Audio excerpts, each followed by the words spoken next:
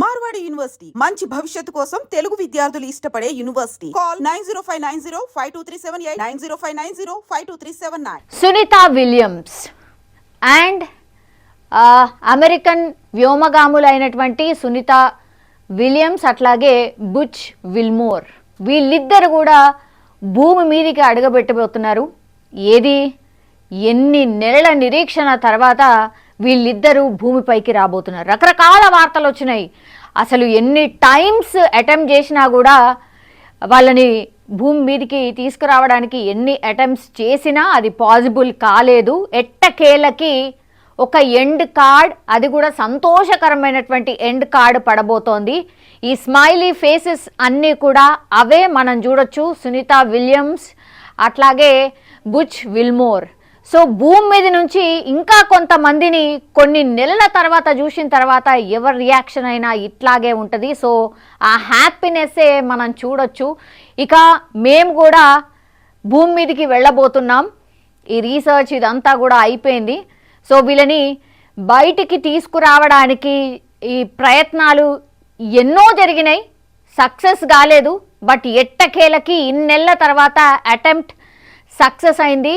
ఆ happy faces అన్నీ కూడా అదే అన్నమాట. సో తాజాగా నాసా ఒక ప్రకటన అయితే చేసింది. అంతరిక్షంలో 9 నెలలుగా కొనసాగుతున్న ప్రయాణం చివరి దశకి చేరుకుంది. అమెరికన్ వ్యోమగాములు బుచ్ విల్మోర్, భారత సంతతికి చెందిన సునీత విలియమ్స్ తిరిగి భూమికి రావడానికి సమయం ఆసన్నమైంది. ఏ రోజు అనేది ఇప్పుడు అతిపెద్ద చర్చ అండ్ క్యూరియాసిటీ అనుకోవచ్చు. నాసా తాజా ప్రకటన ప్రకారం అయితే మార్చి 19 మంగళవారం ఉదయం మన భారత కాలమానం ప్రకారం 3:27 అంటే ఎర్లీ మార్నింగ్ అవర్స్ మంగళవారం రోజు 19వ తారీఖు నాడు వీళ్ళు భూమి మీదకి అడుగు పెట్టబోతున్నారు. సో అమెరికా టైం ప్రకారం మంగళవారం సాయంత్రం అవుతుంది. అమెరికా టైం ప్రకారం సాయంత్రం 5:57 భూమిపై ల్యాండ్ అవుతారు అమెరికా కాలమానం ప్రకారం. కానీ మనకు మంగళవారం ఉదయం 19వ తారీఖున 3:27 ఆ శుభ గడియలు రాబోతున్నాయి. సో వీళ్ళిద్దరిని కూడా 9 నెలల తర్వాత అందరూ హ్యాపీగా స్వాగతం పలకబోతున్నారు. ఈ ఇద్దరు వ్యోమగాములు 2023 జూన్లో బోయింగ్ స్టార్ లైనర్ అంతరిక్ష నౌక ద్వారా అంతర్జాతీయ అంతరిక్ష కేంద్రం ISSకి వెళ్లారు.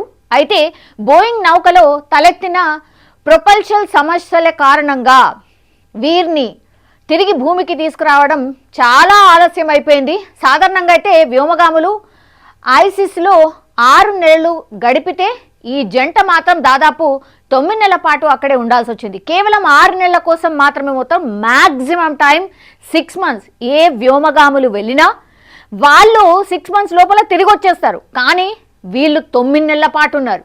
ఈ అనుకోని ఆలస్యం కారణంగా వీరు రాకపై ప్రస్తుతం ప్రపంచవ్యాప్తంగా ఆసక్తి కనిపిస్తోంది. నాసా ప్రకటన ప్రకారం SpaceX crew dragon craft వీరిని భూమికి తిరిగి తీసుకురాబోతోంది. ఈ ప్రయాణంలో మరొక అమెరికన్ వ్యోమగామి నిక్ హేగ్, రష్యన్ వ్యోమగామి అలెగ్జాండర్ గోర్బనోవ్ కూడా ఉన్నారు. అంతరిక్ష ప్రయాణంలో అరుదైన సవాళ్లు ఏంటి అని అంటే, ప్రత్యేకించి సునీత విలియమ్స్ ఈ సుదీర్ఘ ప్రయాణంలో అనేక సవాళ్లను ఎదుర్కొన్నారు. ఒక సాధారణ మిషన్ కంటే ఆమె ఎక్కువ రోజులు అంతరిక్షంలో గడపాల్సి వచ్చింది. ఊహించని విధంగా మరింత కాలం అక్కడే ఉండిపోవడం వారికి మానసికంగా కావచ్చు, శారీరకంగా కావచ్చు ఒత్తిడిని కలిగించాయి. ఆఫ్ కోర్స్ అక్కడే ఉండిపోవడం వల్ల జనరలీ వీళ్ళు 6 నెలల వరకే మ్యాక్సిమం టైం, కానీ అది దాటిపోయింది. ఇంకో 3 నెలలు ఎక్కువ ఉన్నారు. సో ఎప్పుడు వెళ్తాం ఏంటి, అసలు మనకు ప్రాపర్గా కమ్యూనికేట్ చేస్తున్నారా, అసలు మనం వెళ్తామా లేమా, మనకేం జరుగుతోంది, అసలు మనం ఎట్లా ఏంటి, ఇట్లాంటి రకరకాల క్వశ్చన్స్ ఆఫ్ కోర్స్ ఎవరికైనా వస్తాయి. వాళ్ళ ప్లేస్లో ఎవరున్నా వస్తాయి. శారీరకంగా మానసికంగా వాళ్ళిద్దరు కూడా ఒక రకంగా చెప్పాలంటే కుంగిపోయినరు అనుకోవచ్చు. ఈ పొడిగింపు కారణంగా అదనపు దుస్తులు కావచ్చు, వ్యక్తిగత సంరక్షణ సామాగ్రిని నాసా వారికి ప్రత్యేకంగా పంపాల్సి వచ్చింది. So maximum 6 months period of టైంతోని అన్ని అరేంజ్మెంట్స్ చేసుకొని వెళ్తూ ఉంటారు. సో వీళ్ళు అక్కడే ఉండిపోవాల్సి వచ్చింది కాబట్టి మళ్ళీ వాళ్ళకు ప్రత్యేకించి కేవలం దుస్తులు కావచ్చు, లేదంటే వ్యక్తిగత సంరక్షణ సామాగ్రి ఏవైతే ఉంటాయో, నిత్యావసరంకి సంబంధించి కొన్ని సామాగ్రి ఏవైతే ఉంటాయో వాటిని ప్రత్యేకంగా పంపించాల్సి వచ్చింది. ఇంకా అట్లా కొనసాగుతూ ఉండడంతో ఇంకా వాళ్ళకి పంపించాల్సి వచ్చింది. సాధారణంగా అయితే వ్యోమగాములు అంతరిక్షంలో ఉంటే వారి కుటుంబ సభ్యులు కొన్నిసార్లు వారితో వీడియో కాల్లు చేసుకునే అవకాశం కూడా ఉంటుంది. కానీ ఎన్నో నెలల పాటు భూమికి తిరిగి రాకపోవడంతో కుటుంబాల నుంచి దూరంగా ఉండడం పెద్ద సవాల్గా మారిపోయింది.